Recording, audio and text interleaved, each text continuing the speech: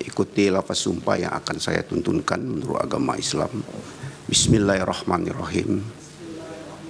Demi Allah, saya bersumpah sebagai saksi akan memberikan keterangan yang sebenarnya tidak lain dari yang sebenarnya. Baik, terima kasih Yang Mulia. Silakan kembali ke luar, karena nanti yang didengar pertama tentunya dari ahli KPU ya. Iya, Yang Mulia. Profesor Muhammad. Profesor Marsudi. Yang Mulia. Profesor Marsudi dulu.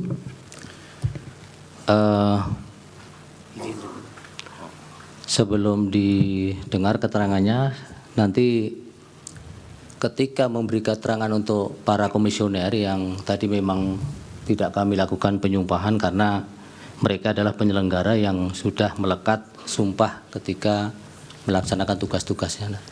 Nanti akan kami jelaskan pada saat mendengar keterangan saksi di masing-masing yang bersangkutan. Untuk memandu jalannya pemeriksaan ahli maupun saksi, mohon dibantu Yang Mulia Pak Wakil Prof. Saldi, silakan. Majelis, mohon izin majelis dari pemohon. Silakan Pak Bambang. Ada satu hal nih, dalam catatan kami PT Telkom, apakah betul begitu? Kalau iya, apakah ada izin dari PT Telkom untuk hadir sebagai ahli di sini? Dan dalam catatan kami, beliau juga 2019 pernah jadi ahli juga ya di majelis yang sama. Jadi mohon izin untuk Bapak ada betul apa yang disampaikan itu? Terima kasih Yang Mulia. Jadi saya selesai sebagai komisaris Telkom tahun 2021. Oke. Dan sekarang saya tidak menjadi komisaris Tidak Telkom ya. lagi. Jadi tidak perlu izin ya Bapak ya. Baik. Ada satu lagi, apakah masih mengajar di Prasetya Mulia? Saya mengajar sebagai dosen part-time di Prasetya Mulia. Oke. Tidak ada izin dari Prasetya Mulia atau surat rekomendasi semacam itu? Tidak, karena saya dosen part-time di sana. Oh, saya serah. Iya, nanti dipertimbangkan Pak Bambang. Terima kasih, Mas. Baik. Silakan Prof. Saldi. Saksi masih ada yang di dalam. Saksi yang akan didengar nanti. Keluar semua sudah. Baik. Dari Bawaslu? Komisioner masih ada. Suruh keluar Pak, keluar.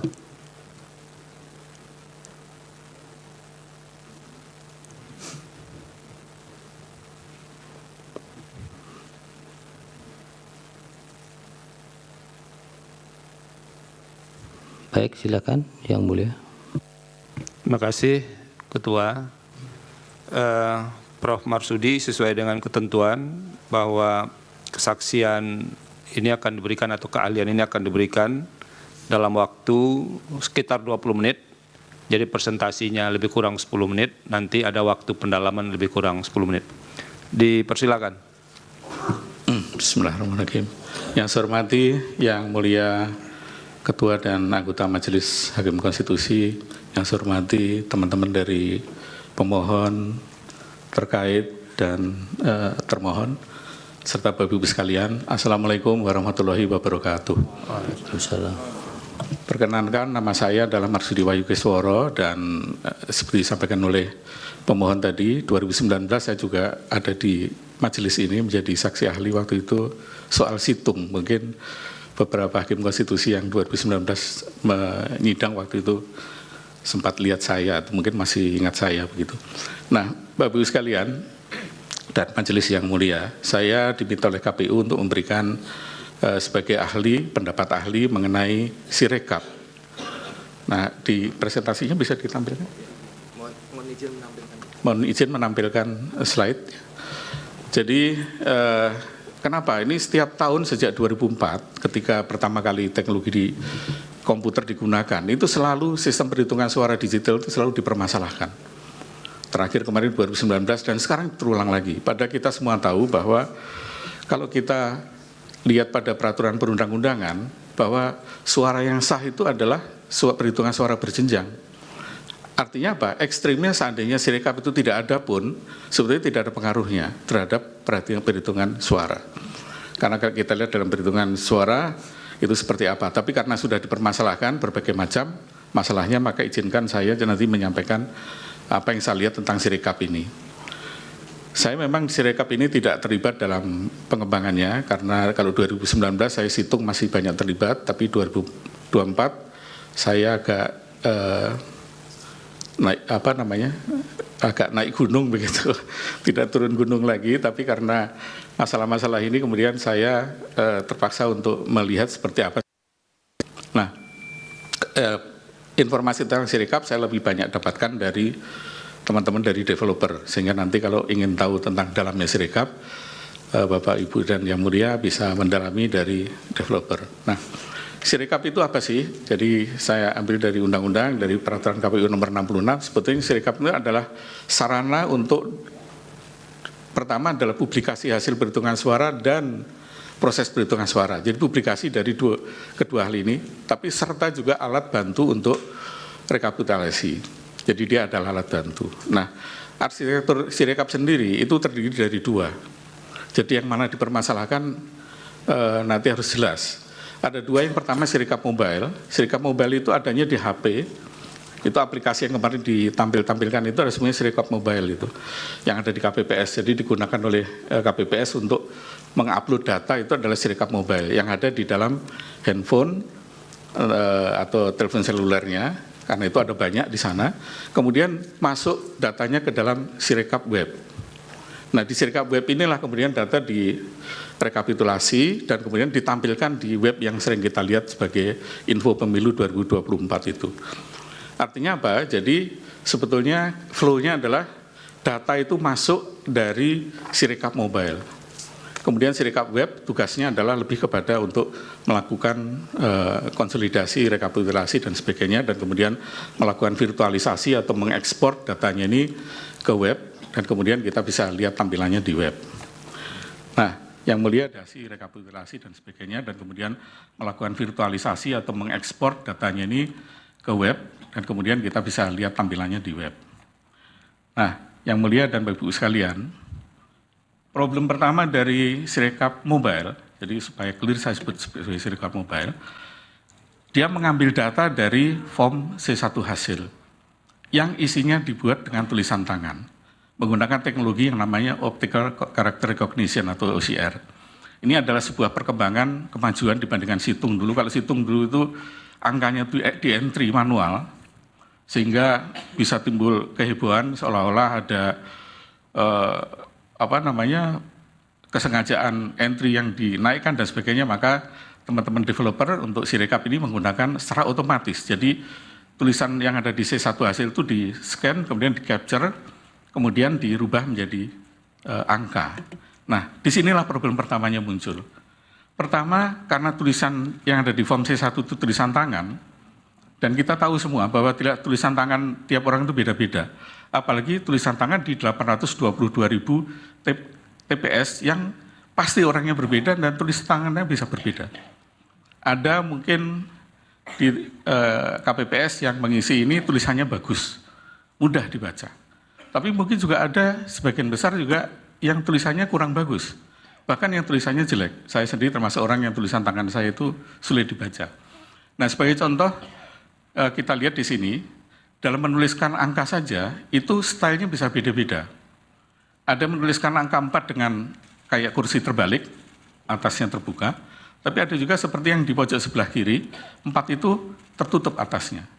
Demikian juga angka-angka lain, 1 ada yang menggunakan, ada yang pakai topi dan sepatu, ada yang cuma garis saja.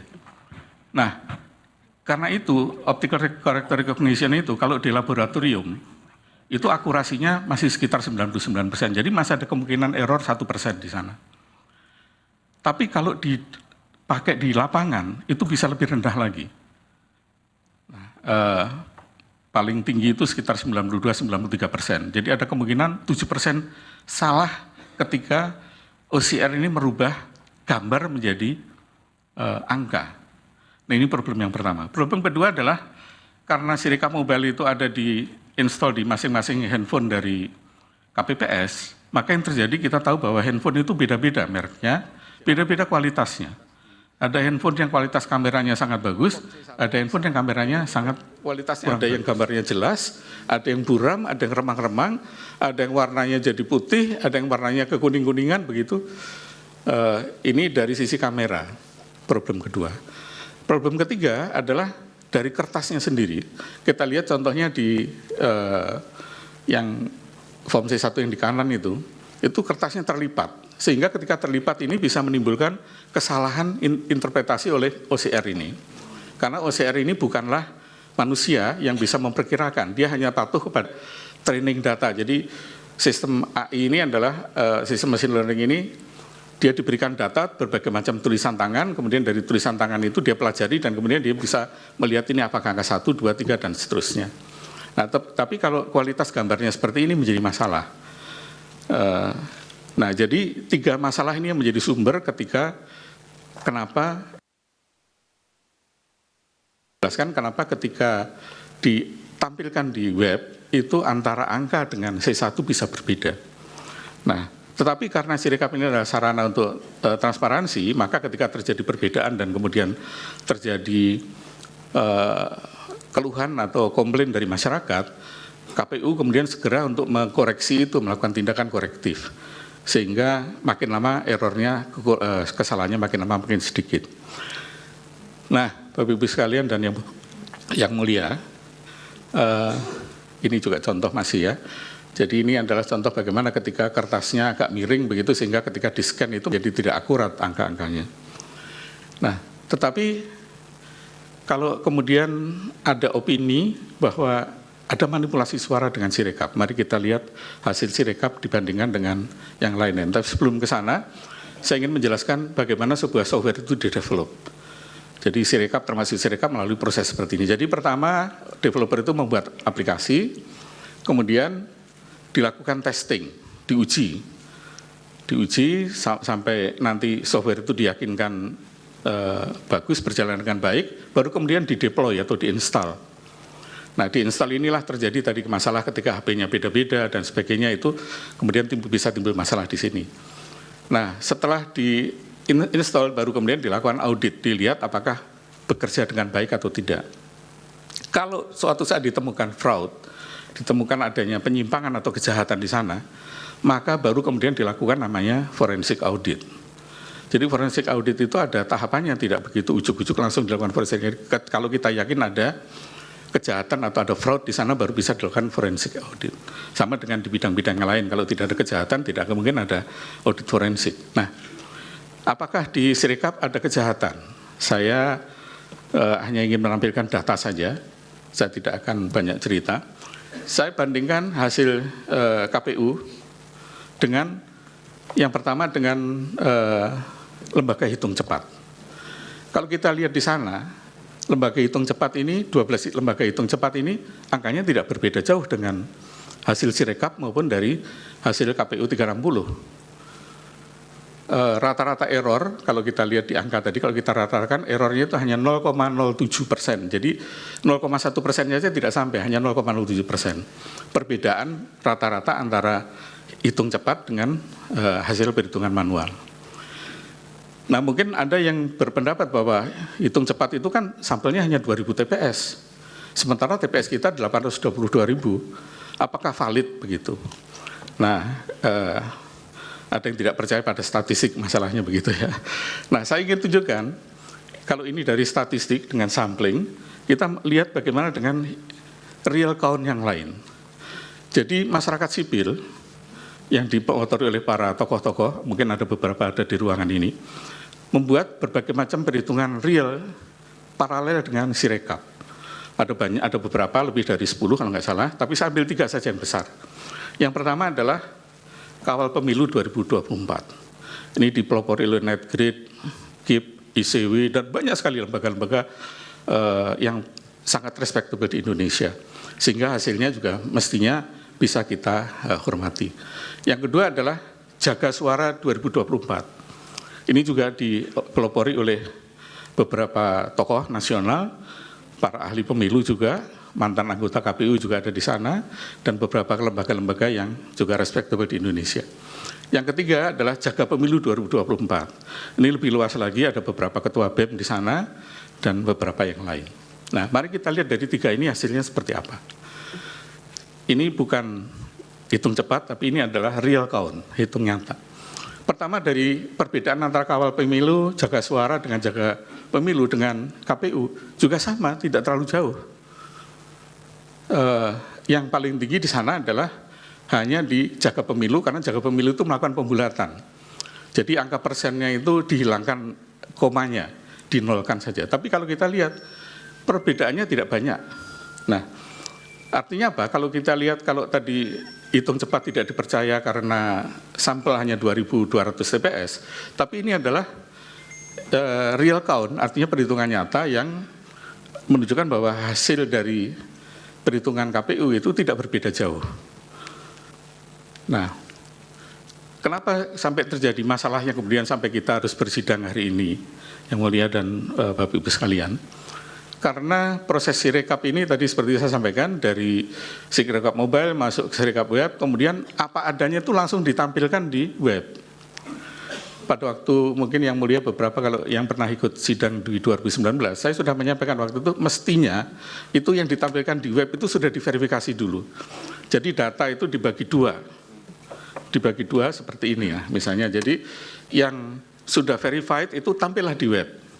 Yang belum verified itu di pending dulu, dimasukkan ke tempat sementara dulu sambil diperiksa, kemudian diperbaiki. Jangan kemudian yang diperbaiki itu yang ada. Nah, kalau ini mudah-mudahan nanti teman-teman KPU bisa untuk tahun 2029, biar tidak ada lagi sidang soal Sirekap, gitu. Maka mudah-mudahan bisa mengimplementasikan apa yang saya sampaikan pada hari ini dan termasuk 2019 yang lain. Jadi hanya menampilkan data yang valid saja. Yang belum valid ditunda dulu. Demikian saya kira Yang Mulia untuk presentasi dari saya. Saya kembalikan pada Yang Mulia. Terima kasih. Assalamualaikum warahmatullahi wabarakatuh.